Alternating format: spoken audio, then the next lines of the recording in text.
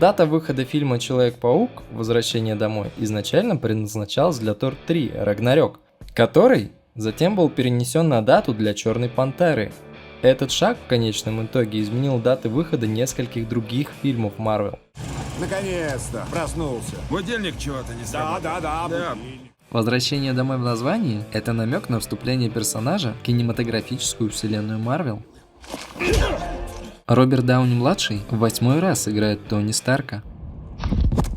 Это что, видеодневник? Тервятник – первый злодей из серии фильмов «Человек-паук», который сам по себе стал суперзлодеем. Мир меняется. Пора и нам измениться. Доктор Октавиус, Песчаный Человек, Веном, Ящер, Электро и оба Зеленых Гоблина стали злодеями в результате неудачных экспериментов или других типов несчастных случаев, не зависящих от них. Да, все подстроено. Это вторая перезагрузка франшизы Человек-паук и 16-й фильм кинематографической вселенной Marvel. Бизнес растет. С кем ты говоришь? Это первое появление Хэппи вне фильмов «Железный человек». Никто не должен это видеть. Питеру Паркеру около 15 лет, Ты что напялил? а Тому Холланду на момент съемок 19. С ума можно сойти. В эпизоде, где Питер вместе с Тони Старком в лимузине, Нет, это не обнимашки, это я дверь открываю. Мы не настолько близки. на паучке надета футболка с надписью «Физика теоретическая, но веселье реально». Это цитата из «Теории Большого Взрыва». Сериал о невероятно умных людях с плохими социальными навыками, что очень похоже на Питера. Салют, пианист Паркер! В классических комиксах Marvel Нед Лидс – репортер в Daily Bugle, а не друг или одноклассник Питера Паркера. Он также основан на Ганке Ли, полный китайский школьник из комикса Милс Моралес Человек-паук, который знает секретную личность своего друга. Кроме того, интерес Неда к Лего является дополнительным поклоном Ганке, поскольку в комиксах Ганке любит собирать Лего. Ты Человек-паук из Ютуба. Том Холланд несколько дней посещал занятия в высшей школе науки, готовясь к роли Питера Паркера. В комиксах Флэш Томпсон был крепким футболистом. В фильме его сделали богатым, самодовольным персонажем, чтобы соответствовать современным изображениям хулиганов. Тони Ривалори получал смертельные угрозы за роль хулигана Флэша Томпсона.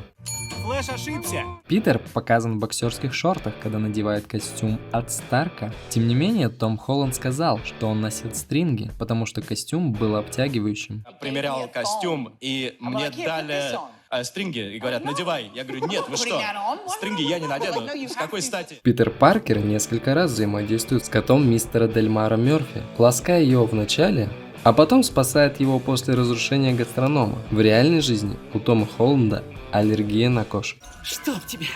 По словам Джеймса Ганна, камео Стэна Ли в этом фильме одно из 4, снятых за один день. Вместе с камео в фильме Доктор Стрэндж, Стражи Галактики, часть 2 и Тор 3 Рагнарёк. Нехорошо красть тачки. Это моя тачка, придурок!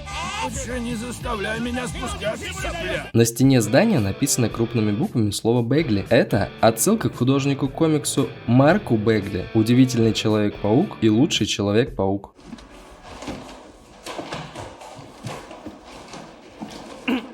Салют, парни, забыли пин-код? В этом фильме никак не упоминается паучье чутье. Нет даже намеков на культовую способность паучка. Позже в «Мстителях. Война бесконечности» официально подтвердили, что у Питера есть паучье чутье. Выпендриваться будем. Тогда я Человек-паук. Это первый фильм «Человек-паук», в котором не упоминается дядя Бен. Питер Паркер кратко ссылается на плохие вещи, которые произошли с его тетей Мэй, Мэй не должна об этом знать. После всего, что с ней было, я... что может означать потерю ее мужа, но он не уточняет. Если увидишь нечто подобное, разворачивайся и беги. Да, конечно. Том Холланд – самый молодой актер в роли Питера Паркера. На момент съемок ему было 19, Тоби Магуайру было 25, а Эндрю Гарфилду – 26. На твоем месте я бы встал на краю здания и выстрелил так далеко, как... Замолкни, Нед. Номер машины тети Мэй – AMF 1562. AMF – это Amazing Fantasy. 15 – номер выпуска, а 62 – 1962 год, когда появился Человек-паук.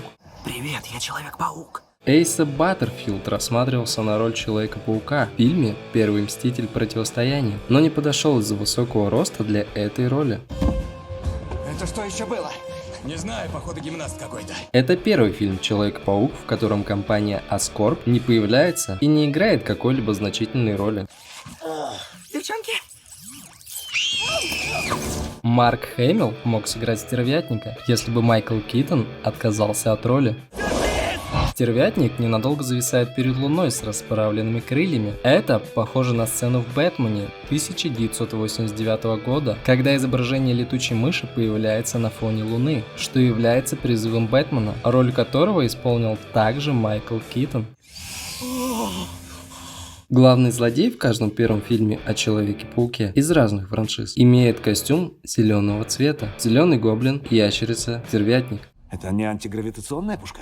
Нет, вон она. Джей Кей Симмонс выражал заинтересованность в возвращении к роли Джей Джона Джеймсона, роль, которую он сыграл в трилогии Человека-паука. Однако, после того, как он был назначен комиссаром Гордоном в Лиге Справедливости, все обсуждения прекратились. Ты не можешь кинуть нас, а потом надеяться, что тебя будут рады. В предыдущих воплощениях Человека-паука было мало мысленных монологов, в отличие от персонажей из комиксов, потому что было сложно внедрить это в фильм. Цифровой помощник Карен в костюме от Тони Старка Добрый вечер, Питер.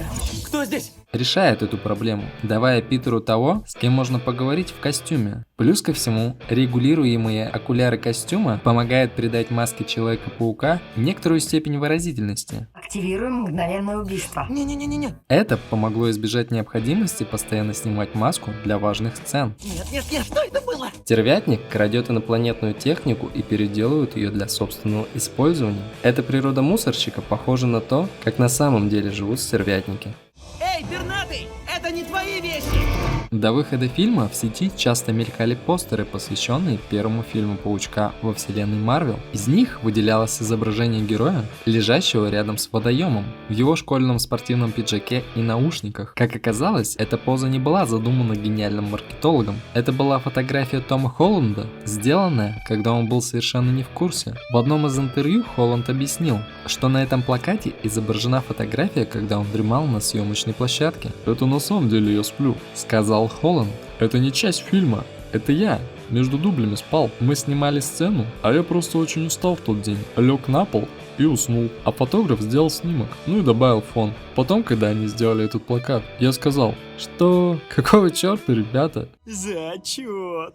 Питера Паркера мог сыграть афроамериканский актер. Эта новость совершенно не понравилась поклонникам франшизы. Дэн Слот, писатель комиксов, заявил, комментарии на этот счет были крайне гневными, поэтому мы отказались от этой идеи. А что ты думаешь на этот счет? Поделись своим мнением в комментариях.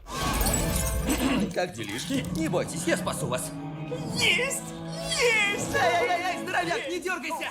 Это первый фильм о Человеке-пауке, в котором у паука есть свои культовые крылья из комиксов. Всем привет! Зачетная вечеринка. Салют, Лиз, Питер мне про тебя рассказывал. В фильме участвуют 3 лауреата Оскара: Мариса Томей, Дженнифер Коннелли и Гвинет Пэлтроу, а также 2 номинанта на Оскар: Майкл Китон и Роберт Дауни-младший. Держи меня в курсе.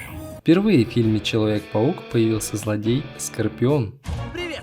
Паром для бандитов ушел в 10:30. Вы опоздали? Человек-паук никогда не бьет никого из злодеев, с которыми он сражается. Он использует свои сети, совершает действия, благодаря которым они бьют друг друга. Он даже пинает их, но никогда не бьет руками. И если честно, я в шоке. Изначально Ник Фьюри должен был стать наставником Питера в этом фильме, но вместо него им стал Тони Старк. Тем не менее, Ник Фьюри был подтвержден для того, чтобы быть новым наставником. В продолжении Человек-паук вдали от дома. Да, Человек-паук!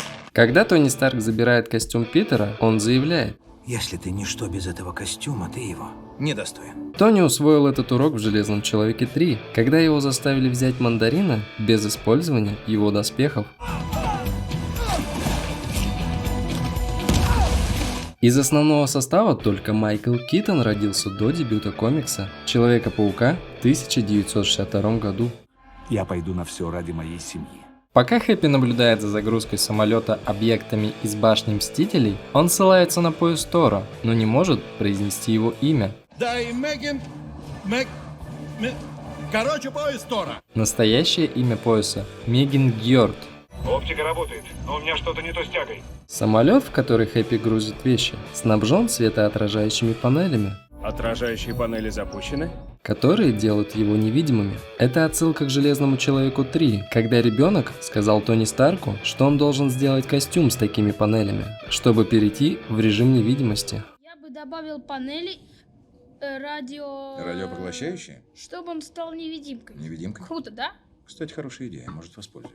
Майкл Китон сказал, что единственное исследование, которое он провел для роли стервятника, было в разговоре с двумя дочерьми его друга, которые знали персонажа по комиксам. Отлично! Это единственный фильм о Человеке-пауке без сцены на кладбище. Во всех предыдущих 5 частях были такие сцены для некоторых из главных героев. Хэппи носит кольцо, которое Тони Старк намеревался использовать, чтобы сделать предложение Пеппер Потс. В комиксах Хэппи и Пеппер начали встречаться после того, как она рассталась с Тони.